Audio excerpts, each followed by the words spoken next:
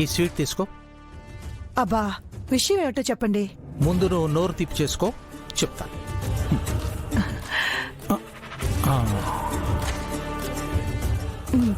ఇప్పుడు చెప్పండి. The great Vijayendra Pratap, అదే మీ అన్నయ్య, ఇంట్లో సమస్యలతో డిప్రెషన్లోకి వెళ్లిపోయే స్టేజ్లో ఉన్నాడట.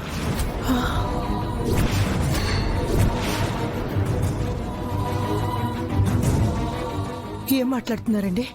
మీ అన్నయ్య కొడుకు పోయాక కూడా కోడల్ని ఇంట్లో పెట్టుకుని పనమ్మాయిలాగా పనిచేయించుకుంటున్నాడు. ఆ కోడలు తల్లిదండ్రులు వచ్చి తీసుకువెళ్ళిపోతాము, మా అమ్మాయికి రెండో పెళ్లి చేస్తామని మీ అన్నయ్యతో గొడవ పెట్టుకున్నారట.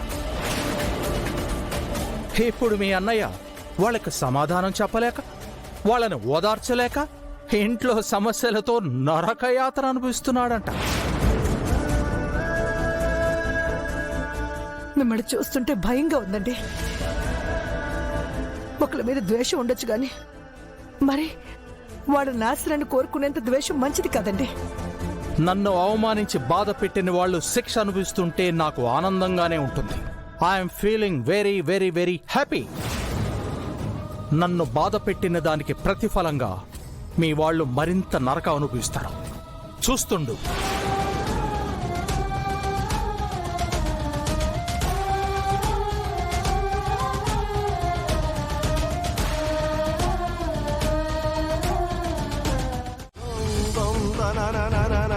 నీ నిజ స్వరూపం తెలిసి వాడి ఆత్మ ఎంత బాధపడుతోందో.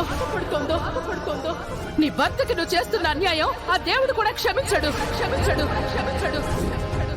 మీరంతా కలిసి నా భానుని ఇప్పుడు చంపేస్తున్నారు.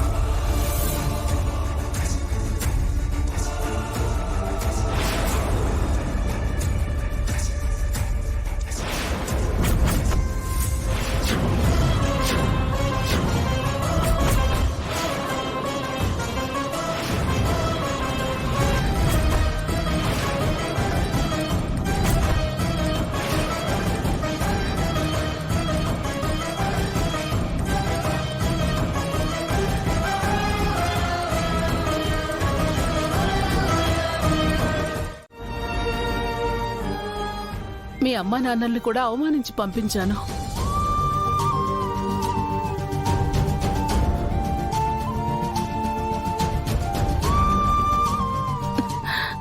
నువ్వంటే నాకు చాలా ఇష్టం ప్రమీళ.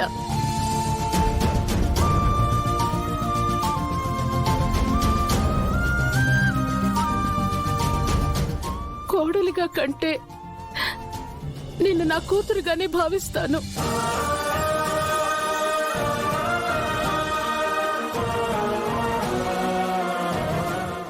నాకెక్కడ దూరం అయిపోతావన్న భయంతో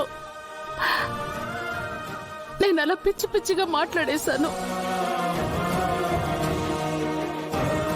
మీ మనస్తత్వం నాకు తెలుసు అత్తయ్య గారు. నేనెప్పుడు మిమ్మల్ని వదిలిపెట్టి ఎక్కడికి వెళ్ళను. నేను ఎప్పటికీ మీ కోడలుగానే ఉంటాను. ఇదే నా ఇల్లు, మీరే నా వాళ్ళు, ఇదే నా కుటుంబం. నాకింతకు మించి వేరే ఏం అక్కర్లేదు.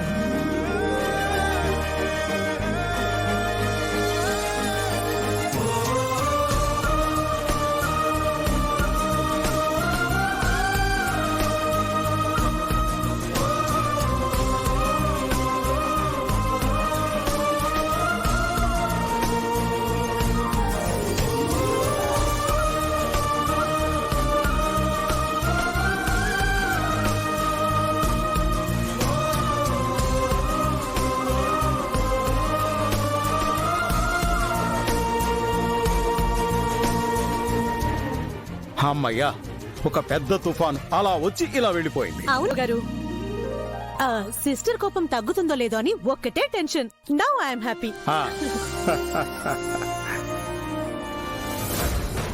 సడన్ గా ఈవిడికేమైంది బ్రో, ఇలా మారిపోయింది? రాత్రికి రాత్రే జ్ఞానోదయం అయినట్లుంది. మీరందరూ కూడా చాలా డిస్టర్బ్ అయ్యారు. మీ అందరికీ కూడా సారీ. అయ్యో,